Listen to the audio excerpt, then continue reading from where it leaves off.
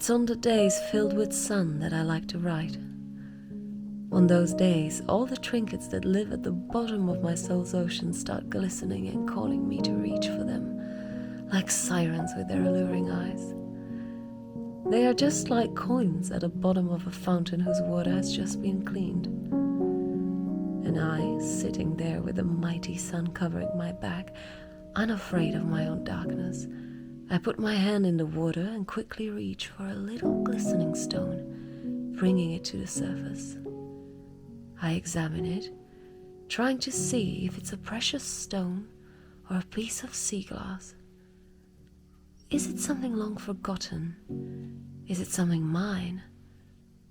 Or has it been left here by someone else? Do the edges cut, or are they polished and rounded by the waves? Is it see-through? And as I hold it, memories start coming to me. Feelings I have long forgotten assault me like visions, and the world around me gets a Hitchcockian vertigo zoom that swallows me and takes me for a ride. It's rare to find a stone like that, and when I do, I put it in my pocket. My day was successful. Once I'm home, I put it next to the others. And like pieces of a puzzle, one by one, I try to rebuild an image I lost. An image of who I was before the world told me who I should be.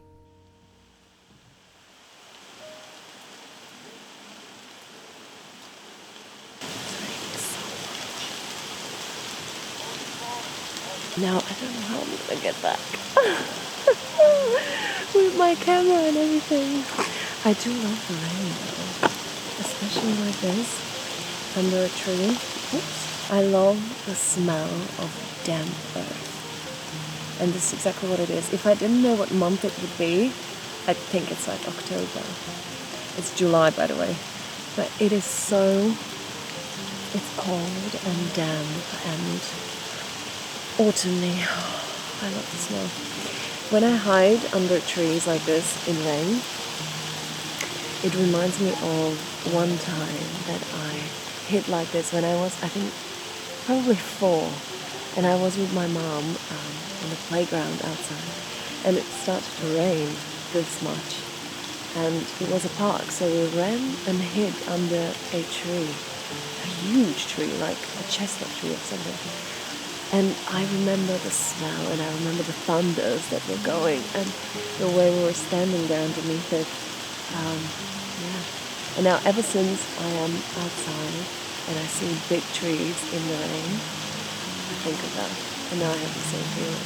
If I ever have a perfume, it's going to be very niche. It's going to be a mixture of wet earth, Halloween, frankincense, old churches and old tombstones, and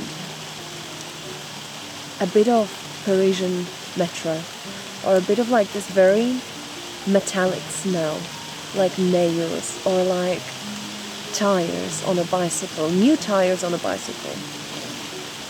Oh my god, these are the smells I love. Anyway, I left my washing outside also.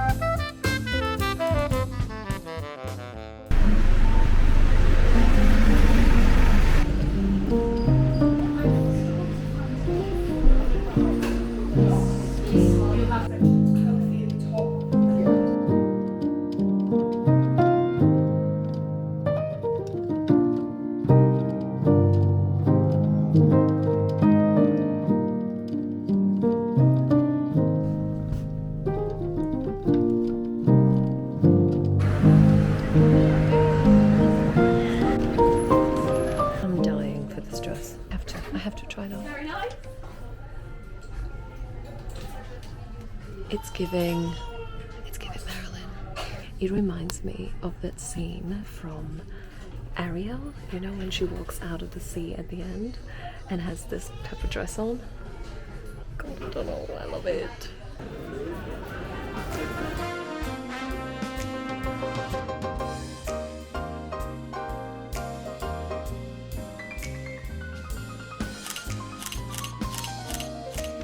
This is where I wanted to go because they have such cool shoes.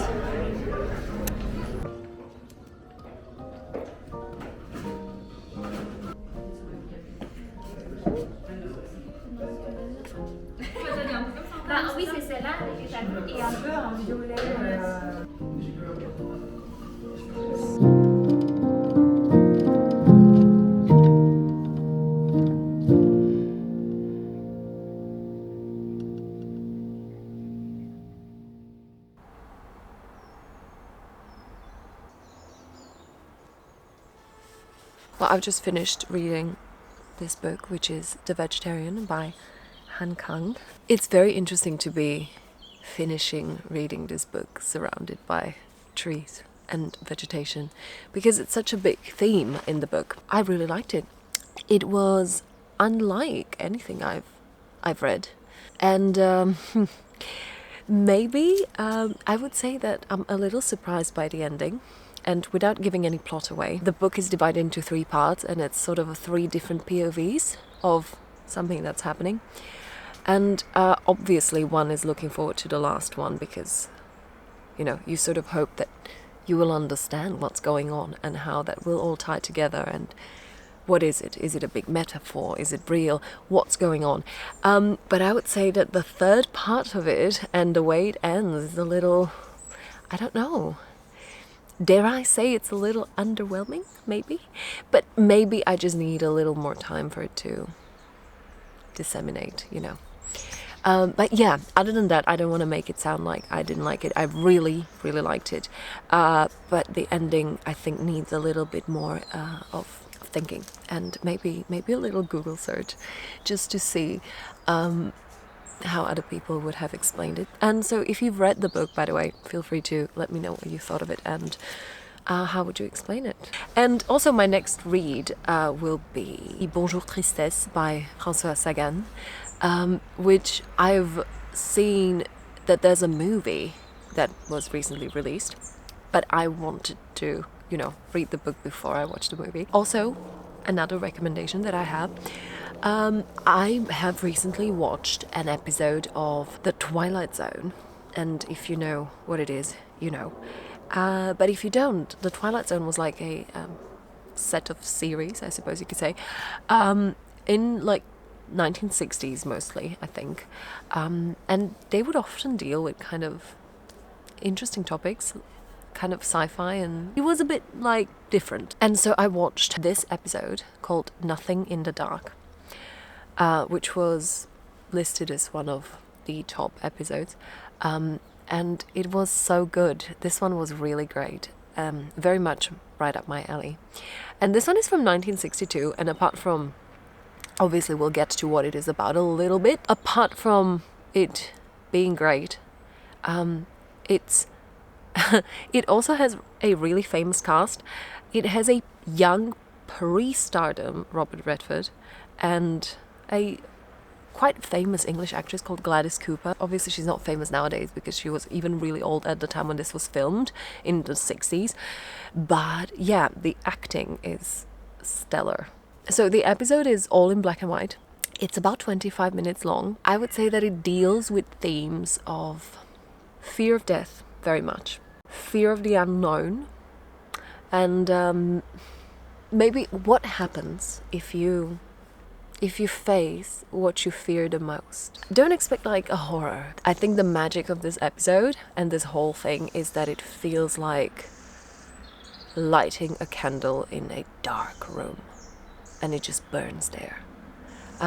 So yeah, it's a really good episode. Also, I would say that it really made it to, like, if I have a list of like top 10 movies, or maybe in this case like series or visual media in general, it definitely made it to the list. Because yeah, anything that makes it to my list of that feels to me like if I come across it, or when I've seen it, I felt like it's made out of the same fabric as my soul is made out of. Don't know if that's a good explanation, but you know what I mean, when you can really, really think like, oh my god, this is what I was looking for my whole life. Other than that, happy new moon in Virgo, which is today, 23rd of August, at least here in London. And it's at 0 degrees Virgo, which is a very interesting and intense, good degree. I'm also a 0 degrees Pisces rising, so for me this is a significant one. And I'm curious how this will play out eventually. I don't know if you can hear it, but I'm sure the mic is picking it up. So anyway, that's it for this vlog, I think. There's a lot of other things coming. I will very likely be moving soon, so that will be a whole story. That's it. So happy new moon in Virgo. God, now I have an insane thing, you know? I literally was just talking about the actress Gladys Cooper. Guess who's buried here? 25. Dame Gladys Cooper. The actress that plays in Nothing in the Dark. It's the actress from Nothing in the Dark. Wow. Oh my god, I'm gonna go and find it now. But what are the odds of her being buried right here?